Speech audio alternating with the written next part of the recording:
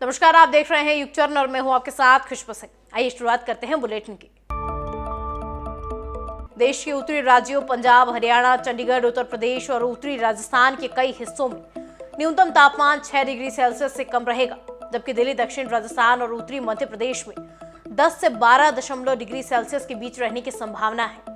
मौसम विज्ञान विभाग ने 5 से 11 जनवरी के बीच रात और दिन के तापमान में गिरावट होने की संभावना जताई है, जिसके कारण उत्तर भारत के कुछ राज्यों में शीतलहर चल सकती है। विभाग के मुताबिक अरब सागर के ऊपर निम्न दबाव का क्षेत्र बना हुआ है। इसके अगले 24 घंटों के दौरान उत्तर में कोहरा बढ़ने की आशंका जताई है, जिसके चलते अगले 2 दिन लक्षद्वीप में भारी बारिश हो सकती है। IMD के मुताबिक अरब सागर में कम दबाव का क्षेत्र बन रहा है, जिसके कारण कोमोरिन क्षेत्र, दक्षिण पूर्व अरब सागर, लक्षद्वीप और आसपास के दक्षिण पश्चिम अरब सागर में 45 से 55 किलोमीटर प्रति घंटे की रफ्तार से हवाएं चलने की संभावना है। नगरी भगवान राम की है, संदेश भी आदर्श और सामाजिक समरसता का होगा।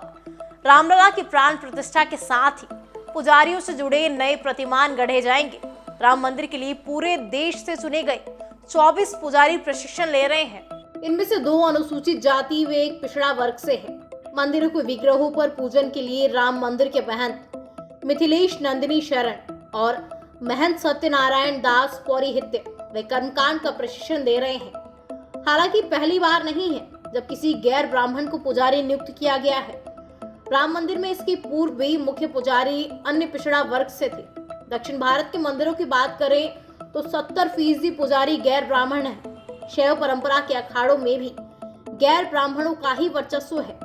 पुजारियों का चयन सिर्फ योग्यता के आधार पर ही किया गया है। स्वामी रामानंद ने कहा कि जाति पाति पूछे न कोई, हरि का भजे सो हरि का होई। प्राण प्रतिष्ठा के साथ ही समाज को भी एक नया संदेश देने के लिए तीर्थ क्षेत्र ट्रस्ट ने पहल की है। रामलला का मंदिर ऐसे ही दिव्य और भव्य नहीं कहा जाता है। 70.5 एकड़ में फैले विशाल मंदिर में 44 द्वार होंगे। इनमें से 18 द्वार दरवाजों से युक्त होंगे। इनमें भी 14 स्वर्ण जड़ित होंगे। 4 दरवाजे स्टोर के हैं, जिन्हें वार्निश कर आकर्षक बनाया गया है। मंदिर के डिजाइन व निर्माण से जुड़े इंजीनियरों के मुताबिक भूतल पर लगने वाले दरवाजे लकड़ी के बने हैं, जिसे हैदराबाद की कंपनी ने तैयार किया है। राम मंदिर तक पहुंचने के लिए 3 पथ बनाए जा रहे हैं: राम जन्मभूमि पथ, भक्ति पथ और राम पथ। मगर सभी यात्रियों को प्रवेश एक ही द्वार से मिलेगा। मंदिर जितना भव्य तैयार किया जा रहा है, श्रद्धालुओं की सहूलियत का भी उतना ही ध्यान रखा जा रहा है। उनकी सहूलियत के लिए श्री राम जन्मभूमि तीर्थ क्षेत्र ट्रस्ट सुग्रीव किला के गेटवे 2 के बगल में एक सुविधा केंद्र बना रहा है। निर्माण से जुड़े एक इंजीनियर ने बताया कि तीर्थयात्रियों को राम मंदिर जाने के लिए सुग्रीव किला आना होगा।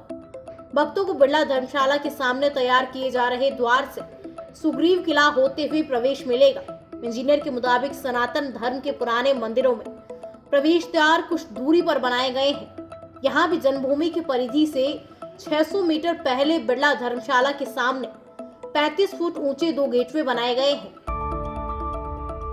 साउथ कोरिया के विपक्षी नेता ली जेम्यूंग पर बुसान शहर में मंगलवार को जानलेवा हमला हुआ। जेम्यूंग बुसान शहर में नए एयरपोर्ट का मुआवना कर रहे थे। इसी दौरान पत्रकारों से बात करते वक्त उनकी गर्दन पर एक अज्ञात शख्स ने चाकू से वार कर दिया।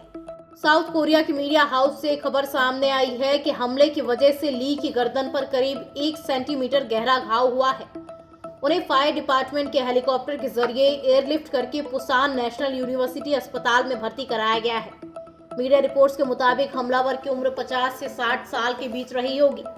उसने कागज का एक क्राउन पहन रखा था, जिस पर ली का नाम लिखा था। हमलावर ने ली के पास पहुंचकर उनसे ऑटोग्राफ मांगा, फिर उसने आगे बढ़कर उन पर हमला कर दिया। ली के एक सपोर्टर जिन जोंग हा ने बताया कि घटनास्थल पर करीब 2 दर्जन पुलिस अधिकारी मौजूद थे। हमले के तुरंत बाद आरोपी को दबोच लिया गया। इस दौरान उससे हमला करने की वजह भी पूछी गई, लेकिन उसने जवाब देने से इनकार कर दिया।